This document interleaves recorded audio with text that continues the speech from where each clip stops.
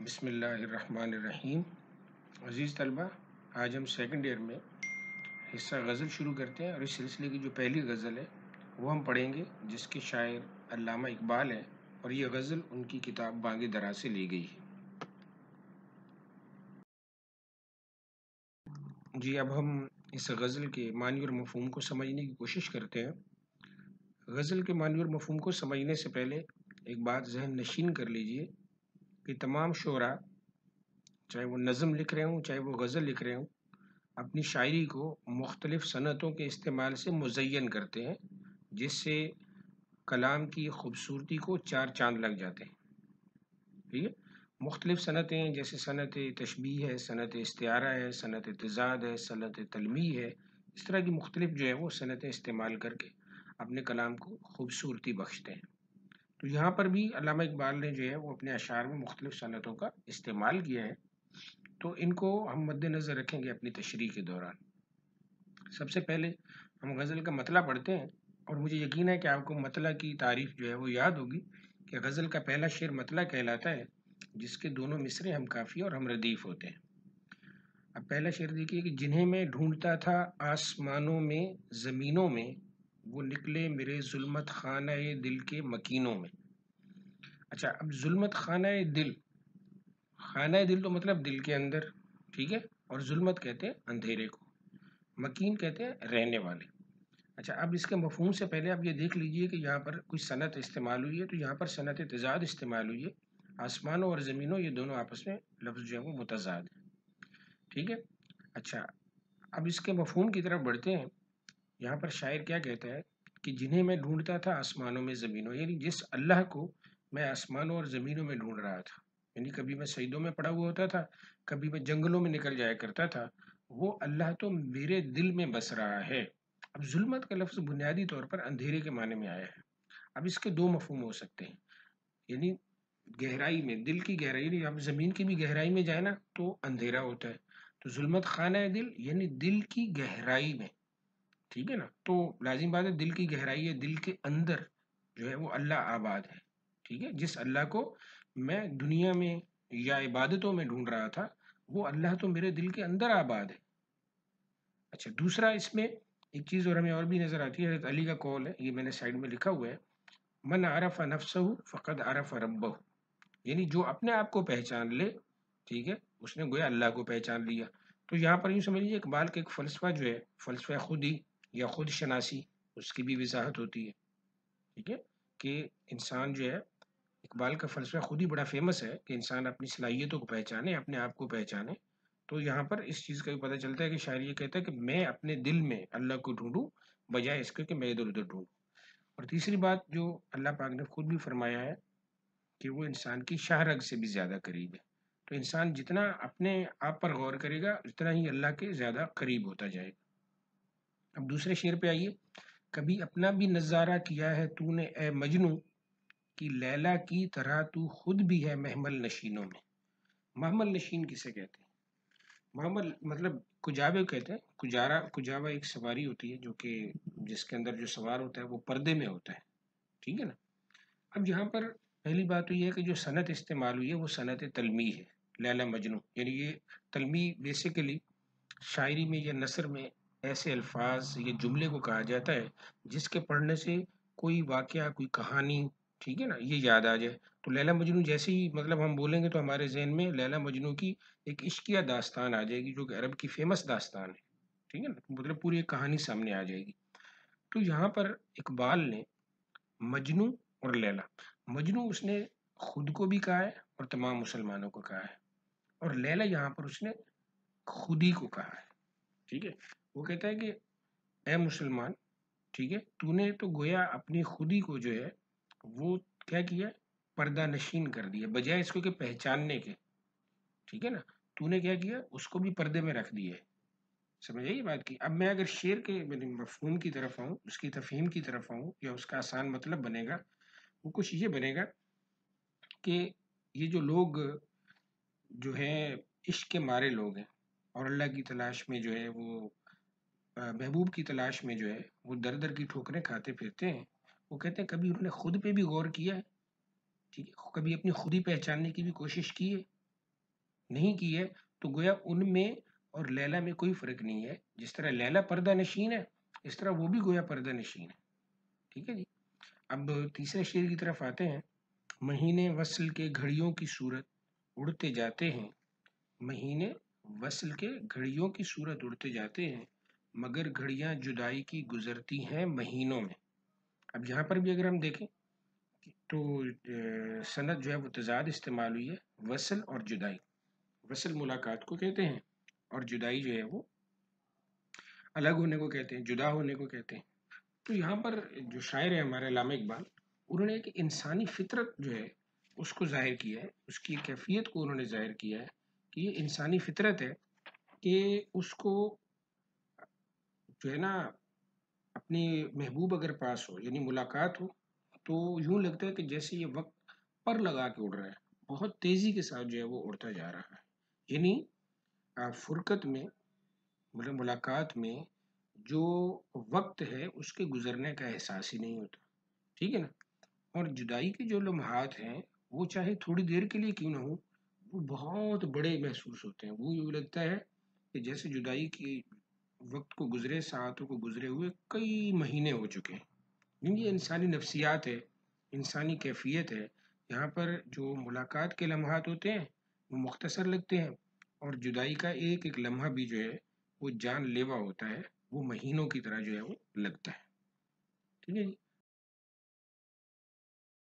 روکے گا تو اے نا خدا کیا غرق ہونے سے مجھے روکے. محبت کے لیے دل ڈھونڈ کوئی ٹوٹنے والا, محبت کے لیے دل ڈھونڈ کوئی ٹوٹنے والا, یہ وہ میں ہے جسے رکھتے ہیں نازک آبگینوں میں.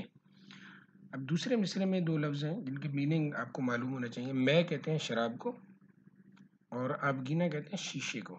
ٹھیک ہے. اب اس کا جو معنی اور مفہوم بنے گا سمپل ہے. اقبال نے اس شعر میں میں, ٹھیک ہے نا, یعنی شراب سے کس چیز کو تشبیہ دی ہے؟ محبت کو تشبیہ دی ہے. ٹھیک ہے نا.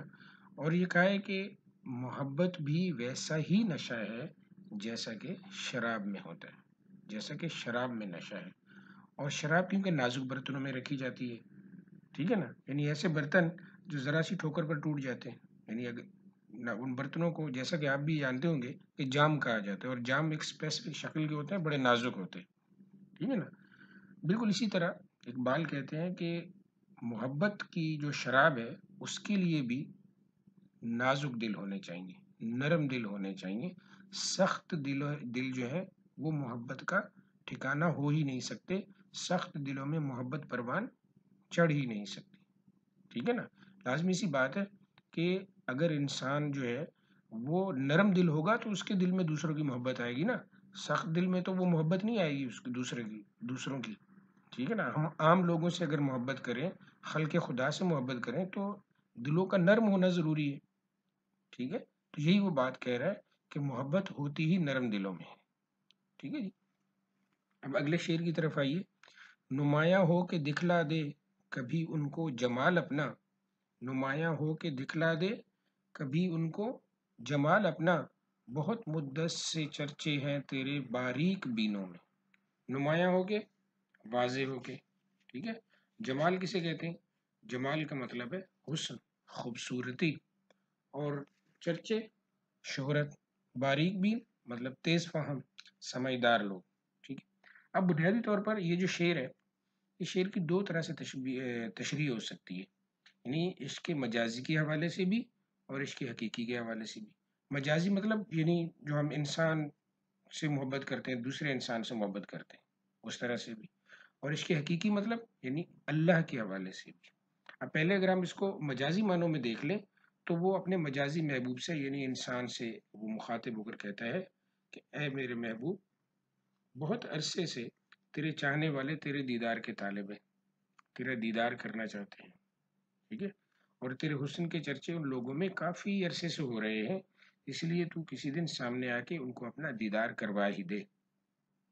ٹھیک ہے. وہ ایک شعر ہے نا کہ بار بار اس کے در پہ جاتا ہوں, بار بار اس کے در پہ جاتا ہوں, حالت اب اضطراب کی سی ہے. یہ میر تقی میر کا شعر ہے. یعنی یہ سب لوگ مضطرب ہیں, تیرا دیدار کرنا چاہتے ہیں, تو کسی دن آ کے ان کو اپنا دیدار کرا ہی دے. ٹھیک ہے. اور اگر ہم عشق حقیقی یعنی اللہ تعالیٰ کی محبت کے حوالے سے اس شعر کو دیکھیں، ٹھیک ہے، تو چونکہ اللہ تعالیٰ نے انسان سے وعدہ کیا ہوا کہ وہ انسان کو اپنا دیدار کرائے گا، لیکن اللہ کا یہ دیدار کہاں پہ ہوگا؟ یہ تو جنت میں ہوگا نا. ٹھیک ہے. اب دنیا کی آنکھ میں تو اتنی طاقت ہی نہیں ہے کہ وہ اللہ کا دیدار کر سکے. تو شاعر یہ کہتا ہے کہ یا اللہ، اب تیرا دیدار کرنا ہے، اب زیادہ انتظار نہیں ہوتا، تو یا تو ہمیں اپنے پاس بلا لے تاکہ ہم تیرا دیدار کر سکیں. ٹھیک ہے. اگلا شعر ہے، خاموش ہے دل بھری محفل میں چلانا نہیں اچھا، خاموش ہے دل بھری محفل میں چلانا نہیں اچھا، ادب پہلا قرینہ ہے محبت کے قرینوں میں. خاموش مطلب خاموش، چلانا مطلب شور کرنا، یہ ایک طرح سے صنعت تضاد ہو بھی سکتا ہے. ٹھیک ہے. ادب پہلا قرینہ ہے، قرینہ ہے سلیقہ ہے طریقہ ہے، محبت کے قرینوں میں، محبت کے سلیقوں میں ادب. اب اس شعر کا مفہوم بڑا سمپل ہے کہ بھئی جہاں محبت ہو وہاں پھر گلے شکوے نہیں کیے جاتے، وہاں پہ شور نہیں کیا جاتا. ٹھیک ہے نا. کہ محبت کرنے کے جو آداب اور سلیقے ہوتے ہیں، ان کا جو سب سے پہلا سلیقہ ہے وہ ہے تحمل، وہ ہے صبر، وہ ہے خاموشی. کیونکہ جب آپ محبت کرتے ہیں تو پھر محبت میں انسان کو مختلف کیفیات کا شکار ہونا پڑتا ہے. خوشی ہے تو پھر غم بھی آئے گا، سکھ ہے تو دکھ بھی ملے گا. یعنی یہ مختلف جو مراحل ہیں محبت میں. مطلب محبت میں شاعر جو ہے یا عاشق جو ہے وہ یہ چاہتا ہے کہ اس کے محبوب کا اسے دیدار ہو. اگر وہ نہیں ہوتا تب بھی ایک غم کی سی کیفیت ہے. محبوب نے وعدہ کیا اور وہ وعدہ وفا نہیں کیا تب بھی جو ہے وہ غم کی سی کیفیت ہے. تو شاعر یہ کہتا ہے کہ یہ غم کا اظہار کرنا، یہ جو رونا دھونا، ٹھیک ہے نا، اور یہ شکوہ شکایت کرنا، یہ کہتا ہے کہ یہ محبت کا سلیقہ نہیں ہے. کہ محبت کے راستے میں آنے والی مشکلات کو برداشت کرنا ہی محبت کے آداب کے عین مطابق ہے. ٹھیک ہے نا. اور یہی جو ہے اگر وہ محبوب عاشق جو ہے وہ صبر کرے گا تو وہ گویا محبت کا حق ادا کر رہا ہے. ٹھیک ہے نا. اب ایک تو یہ ہوتا ہے کہ محبوب جو ہے وہ چاہتے ہوئے بھی وعدہ خلافی کرتا ہے وہ، ٹھیک ہے نا، مطلب وہ جان بوجھ کے وعدہ خلافی کرتا ہے، جان بوجھ کے بے وفائی کرتا ہے. اور دوسرا یہ بھی ہو سکتا ہے کہ اس کی کوشش ہو کہ وہ بے وفائی نہ کرے لیکن حالات ایسے ہیں کہ ہو جائیں. تو ہر دو صورتوں میں بھی محبوب کا گلہ نہیں کرنا، یہ محبت کا پہلا سلیقہ ہے اور یہی اصل طریقہ ہے. ٹھیک ہے. خاموش رہنا. آخری شعر ہے اور غالباً غزل کا مقطع بھی ہے کیونکہ شاعر نے اقبال نے اپنا تخلص استعمال کیا ہے. کیا کہتے ہیں؟ وہ کہتے ہیں کہ برا سمجھوں انہیں مجھ سے تو ایسا ہو نہیں سکتا، برا سمجھوں انہیں مجھ سے تو ایسا ہو نہیں سکتا کہ میں تو خود بھی ہوں اقبال اپنے نقطہ چینوں میں. ٹھیک ہے. نقطہ چین ایپ ڈھونڈنے والے کو کہتے ہیں. تو یہاں پہ اقبال کیا کریں اپنے نقطہ چینوں میں، یعنی میں تو اپنے ایپ خود بھی ڈھونڈتا رہتا ہوں. سمپل سے شعر ہے، آسان سا مطلب بنتا ہے. اقبال کہتے ہیں کہ لوگ مجھے برا بھلا کہتے ہیں، میرے اندر عیب تلاش کرتے ہیں اور اس کا ڈھنڈورا پیٹتے ہیں. لوگوں بتاتے ہیں کہ اقبال میں فلاں خامی ہے، فلاں خامی ہے. تو شاعر کہتا ہے کہ اگر وہ میری خامیاں لوگوں کو بیان کر رہے ہیں، لوگوں کے سامنے لا رہے ہیں، تو میں انہیں برا کیوں کہوں؟ میں تو مجھ سے ایسا نہیں ہو سکتا، میں انہیں برا نہیں کہتا کیونکہ خود میں چاہتا ہوں، میں تو خود اپنی جو ہے وہ عیب ڈھونڈتا ہوں، میں تو خوب اپنے اندر کی خامیاں تلاش کرتا ہوں. یہ تو ان لوگوں کا بھلا ہو کہ وہ میری خامیاں تلاش کرتے ہیں تاکہ میں ان کی اصلاح کر سکوں. ٹھیک ہے جی. اور یہ جو غزل ہے یہ ان کا جو پہلا مجموعہ کلام ہے بانگ درا، یہ غزل اس میں سے لی گئی ہے. طلبہ امید ہے کہ آپ کو جو ہے وہ سمجھ آئی ہوگی معنی اور مفہوم وغیرہ. اگر پھر بھی اگر آپ کو سمجھ نہ آئے تو آپ جو ہے سوالات اس بارے میں کر سکتے ہیں. جو اس چینل کو ضرور سبسکرائب کیا ہوگا، اس کو لائک بھی کریں اور اس کو اپنے دوستوں کے ساتھ شیئر بھی کریں تاکہ وہ بھی اس سے استفادہ کر سکیں. اوکے جی. اللہ حافظ. فی امان اللہ.